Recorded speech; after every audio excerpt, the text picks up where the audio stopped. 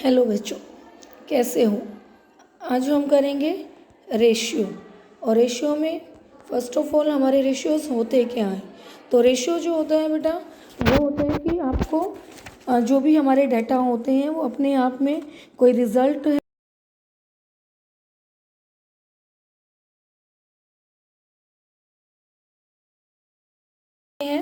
तो जो रेशियो है आपका, वो एक नंबर को दूसरी नंबर के साथ एक्सप्रेस करता है, उनके बारे में बताता है, उनके बारे में एक रिलेशन क्रिएट करता है।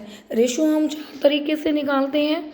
इन प्रोपोर्शन में मीन्स 3:2:1:1 ये, एंड देन इन मल्टीप्लाई या इन रेट्स उसमें होते हैं हमारे डेटर टर्नओवर रेशियो आ गया, स्टॉक टर्नओवर रेशियो आ गया कि हमारा जो है जैसे सेल है वो डेटर के कंपैरिजन में कितना मल्टीप्लाई है। इन परसेंटेज की ग्रोस प्रॉफिट रेशियो है, सेल पे कितना परसेंट हमारे को ग्रोस प्रॉफिट हुआ है कि like 70%। And in fraction like 1/5, 1/3, 2/3। तो ये होते हैं हमारे रेशियोज। रेशियो हमारे 4 टाइप्स के होते हैं। उसमें है हमारा करंट रेशियो, सेकेंड वन होता है हमारा सोल्वेंसी रेशियो, थर्ड वन होता है हमारा टर्नओवर रेशियो, और फोर्थ वन होता है हमारा प्रॉफिटेबिलिटी रेशियो। तो ये होते हैं हमारे 4 रेशियो। उसमें फर्स्ट ऑफ ऑल जो है वो है हमारा लिक्विडिटी रेशियो। तो जब हम लिक्विडिटी रेशियो की बात करते हैं तो ये वो रेशियो होते हैं जो कि हमें बताते हैं कि हम अपनी करंट लायबिलिटी को पे करने की पोजीशन में है या नहीं है। इनको हम शॉर्ट टर्म सोल्वेंसी रेशियो भी बोलते हैं।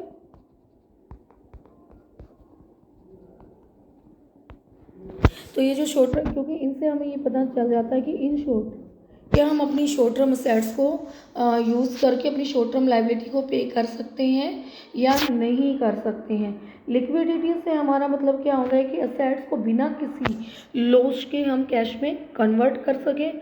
जब हमारे शॉर्ट टर्म लोन ड्यू होते हैं तो उनकी कैपेसिटी पे करने की हमारी है या नहीं है ये पता चलती है। लॉन्ग टर्म शॉर्ट टर्म के जो लैंडर्स होते हैं उनका इन रेशियो में इंटरेस्ट होता है, क्योंकि कोई भी कंपनी जब शॉर्ट टर्म लोन लेना चाहती है तो वो देखना चाहते हैं कि आपकी मार्जिन ऑफ सेफ्टी और शॉर्ट टर्म लोन कितनी है। तो इनको हम 2 हिस्सों में डिवाइड करते हैं, करंट रेशियो और working capital ratio, and then quick ratio और एसिड टेस्ट रेशियो। तो ये जो हमारे करंट रेशियो में हमारा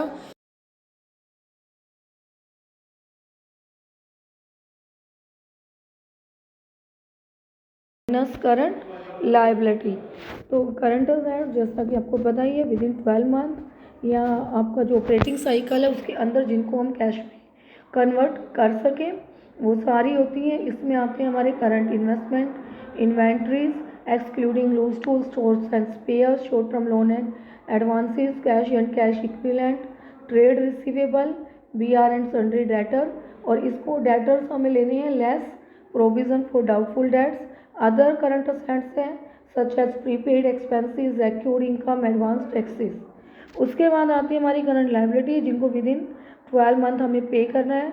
short term borrowings including bank overdraft, trade payable means BP and trade creditor, other current liability like interest secured on borrowing, income received in advance, outstanding expenses, unclaimed dividend, short term provisions। तो ये जो ratio है इसके लिए idol ratio है हमारा 2:1। Reason क्यों है कि अगर हमारे पास 2:1 है तो अगर हाफ रेट पे भी असेट सेल हो जाती है तो हमारे को 1:1 हो गया, तो हम इजीली इसको पे कर सकते हैं। इसको आइडियल माना गया है। और देन सेकेंड वन चीज़ कि अगर आपका ये जो रेशियो है 2:1 से ज़्यादा हो जाता है ओके है, लेकिन अगर ये कम है तो ये अच्छा नहीं है। लेकिन इसका बहुत ज़्यादा होना भी अच्छा नहीं होता है, क्योंकि इसका मतलब है कि आपका जो पैसा है वो ट्रेड रिसीवेबल में फंसा हुआ है तो आपका वो डूब सकता है। आपका स्टॉक में फंसा हुआ है तो वो आपका आउट ऑफ फ्रॉड हो सकता है, आउट ऑफ ऑब्सोलेंस हो सकता है, वेस्टेज हो सकती है। इसलिए इसका बहुत ज़्यादा होना भी अच्छा नहीं होता है। दूसरी चीज़, इस रेशियो में हमारी विंडो ड्रेसिंग होती है। विंडो ड्रेसिंग मीन्स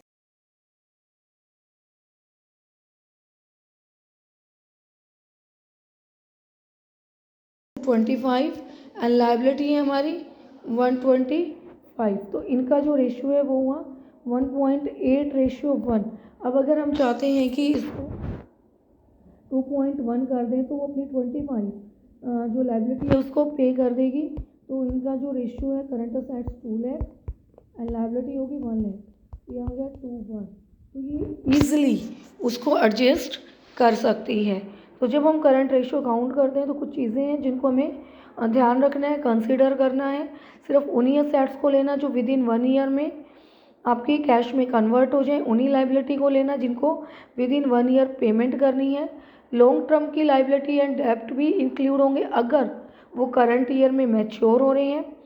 इन्वेस्टमेंट को हम नॉन करंट इन्वेस्टमेंट मानते हैं, लेकिन मार्केटेबल सिक्योरिटीज़ को करंट असेट्स मानेंगे। गुडविल, पेटेंट, लॉस टूल्स ये करंट असेट्स में इंक्लूड नहीं होंगे। बैंक ओवरड्राफ्ट इंक्लूड होगा। Loan and loan on mortgage, bank loan ये सब भी करंट असेट्स में इंक्लूड नहीं होते हैं। देन सेकेंड वन है हमारा क्विक रेशियो। क्विक रेशियो के एक दो नाम और हैं हमारे, इसको हम एसिड टेस्ट रेशियो भी बोलते हैं। एंड देन थर्ड वन हम इसको लिक्विड रेशियो भी बोलते हैं। ये जो रेशियो होता है ये और भी शॉर्ट टर्म के लिए होता है कि अगर कितना वो फास्टली और भी जल्दी अपना जो लाइबिलिटी है उनको पेमेंट कर पाएगी। इसका जो फार्मूला है हमारा quick ratio is equal to liquid assets divided by current liability. अब लिक्विड असेट्स हमारी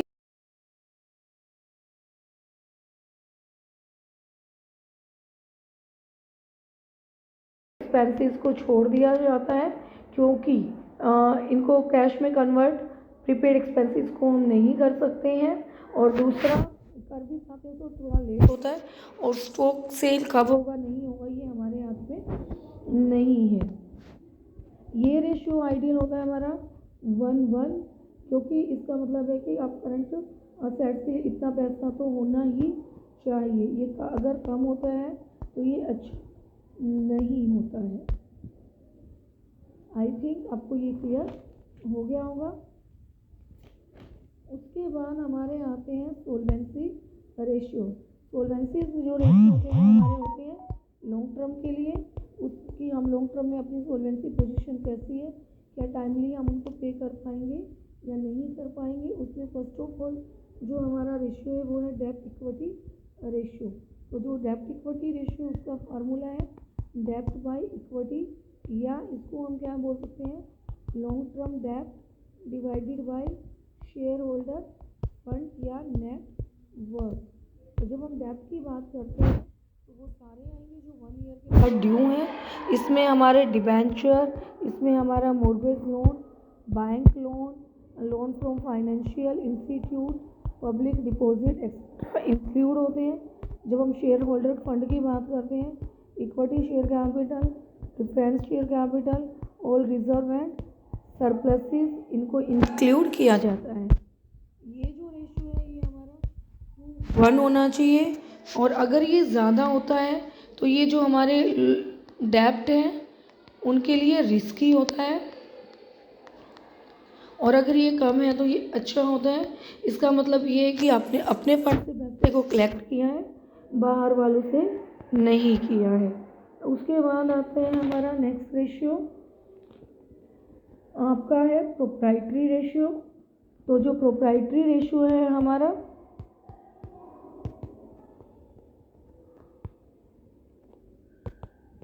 ये बताता है कि जो हमारी फर्म की टोटल असेट्स है उसमें शेयर होल्डर का कितना पार्ट है, यानी टोटल असेट्स में से कितना हिस्सा है जो हमने शेयर होल्डर फंड से ख़रीदा है। तो इसका जो फार्मूला है वो है equity divided by total assets, या प्रोप्राइटरी फंड या share holder fund divided by total assets. तो शेयर होल्डर फंड मैंने भी आपको बताया था टोटल असेट्स मतलब fix assets plus current assets. तो ये रेशियो जितना ज़्यादा होगा उतना बेहतर होता है। इसका मतलब ये है कि हम अपने शेयर होल्डर पर ज़्यादा डिपेंडेंट हैं और लॉन्ग टर्म जो फंड्स हैं या एक्सटर्नल फंड्स हैं उन पे कम डिपेंडेंट है, और ये अच्छी बात है, रिस्की नहीं होता है। देन थर्ड वन है हमारा टोटल असेट्स टू डेप्ट रेशियो। टोटल असेट्स टू डेप्ट रेशियो हमारे वो रेशियो होते हैं जो ये बताते हैं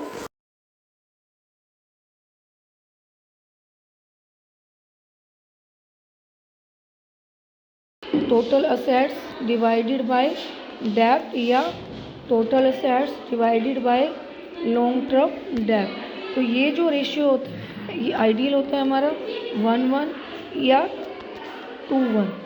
ये रेशियो हमारे रिलेशन को बताता है लॉन्ग टर्म डेप्ट और टोटल असेट्स के बीच में कि हमने कितना यूज़ किया है। लॉन्ग टर्म डेप्ट को पता चलता है कि वो कितना सेफ़ है, मार्जिन ऑफ सेफ्टी उनकी कितनी है, असेट्स के थ्रू हम कितना उनको यूज़ कर पा रहे हैं। अगर ये रेशियो हमारा कम है तो इसका मतलब है कि ये रिस्की है क्योंकि हम उन पे ज़्यादा डिपेंडेंट हैं, और अगर ये ज़्यादा है इसका मतलब है कि हम लॉन्ग टर्म डेप्ट से कम डिपेंडेंट हैं।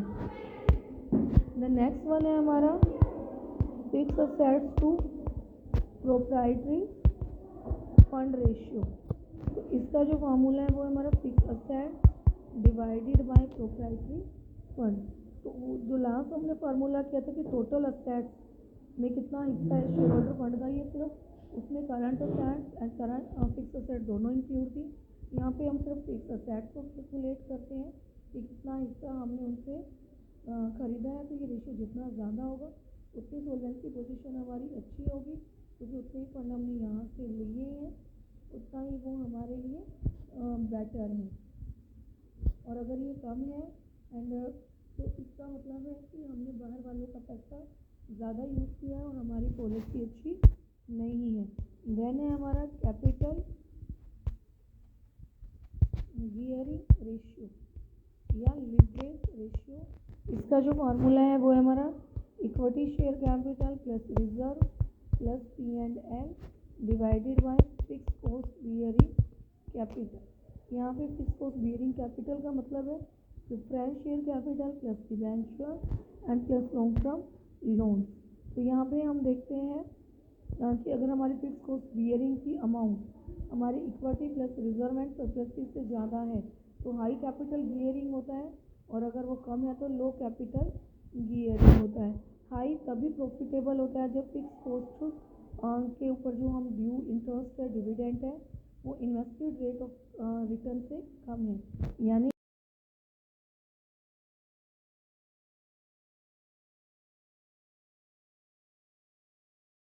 कि हम पे कर रहे हैं 12 और आ रहा है 10, तो ये सही नहीं है। द नेक्स्ट है हमारा interest coverage ratio. Interest coverage ratio जो इसको डेट सर्विस रेशियो भी बोलते हैं। इसके लिए हम जो प्रॉफिट्स लेते हैं वो लेते हैं net profit before charging interest and income tax divided by fix interest charges. ये जो रेशियो ये टाइम्स से कैलकुलेट होता है, और इसमें हम ये देखना होता है कि क्या हम अपने इंटरेस्ट को या जो फिक्स कॉस्ट है उनको पे कर सकते हैं या नहीं कर सकते हैं। हमारे जो प्रॉफिट्स हैं हमारे जो फिक्स इंटरेस्ट है उससे कितने टाइम्स ज़्यादा ही, जितना ज़्यादा होगा उतना ही हम अपने इंटरेस्ट को पे करने की सिचुएशन में होंगे। जनरली ये 6 to 7 टाइम्स होने चाहिए, इससे ये पता चलता है कि आप इजीली पे कर पाएंगे। ये जितना ज़्यादा होता है उतना अच्छा होता है। तो ये था हमारा सोल्वेंसी रेशियो। नेक्स्ट 2 रेशियो हम नेक्स्ट लेक्चर में करेंगे। देन थैंक यू बच्चों।